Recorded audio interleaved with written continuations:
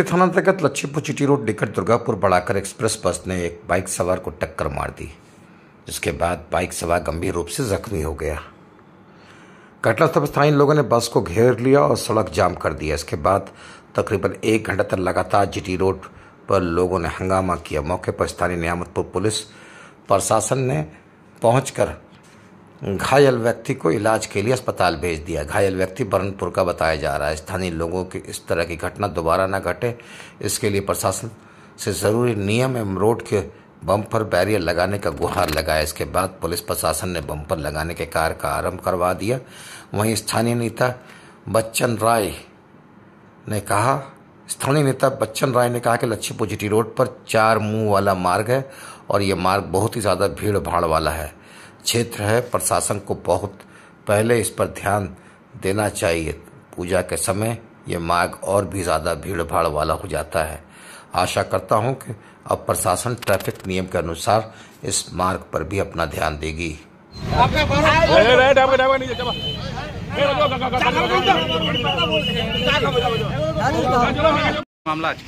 মামলা আছে যে সকাল 8টা সাড়ে 8টা 8:35 নাগাদ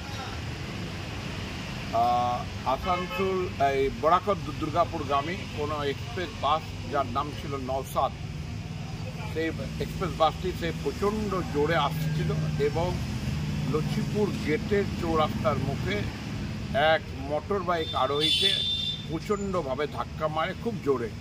সে সেখানে যায় পড়ে এবং গুরুতর আহত অবস্থা হয়ে যায়। তার সাথে সাথে এখানকার স্থানীয় লোকরা সব বাসটিকে আটকে ওখানে আটকানোর ফলে ভিতর জাম হয়ে যায়।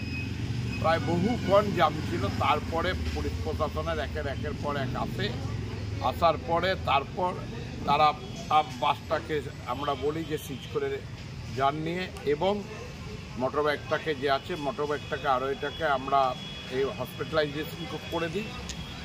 এবং সবথেকে দুঃখের ব্যাপার সেটা হচ্ছে ঘটনা ঘটার পর থেকে এত অ্যাম্বুলেন্স থেকে যারা এখানে স্থানীয় অ্যাম্বুলেন্সের ব্যবসা করে বা অ্যাম্বুলেন্স যাদের আছে তাদেরকে অনেককে ফোন করেছে, কেউ ফোনটা পর্যন্ত উঠায়নি। যে যদি ফোনটা উঠাতো তো আমরা আরও আগে তাকে হসপিটালাইজেশন করতে পারতাম। খুবই এটা দুঃখের কারণ।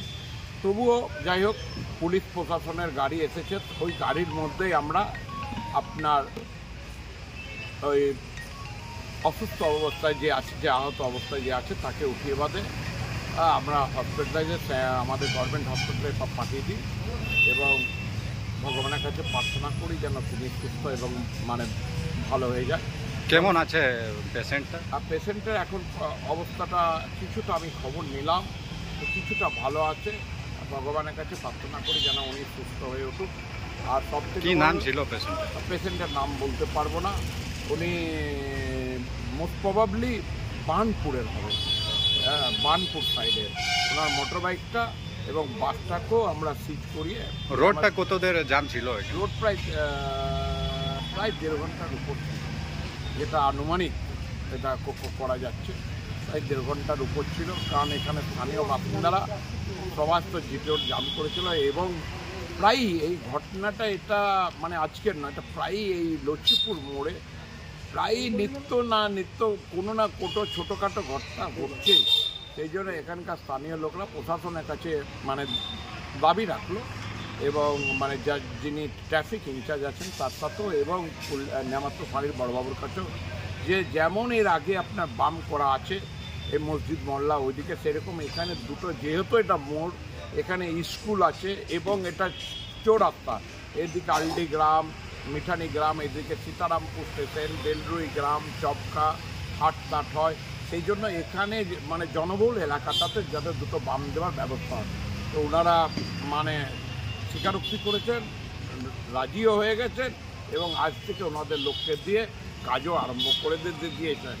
তো আমাদের বক্তব্য একটাই যে কি বলে বামটা হোক, যেন ড্রাইভার যারা আছে, যারা বাস চালায় বা গাড়ি চালায়, তাদের কাছে একটাই অনুরোধ, জনবহুল এলাকাতে একটু আস্তে চালান।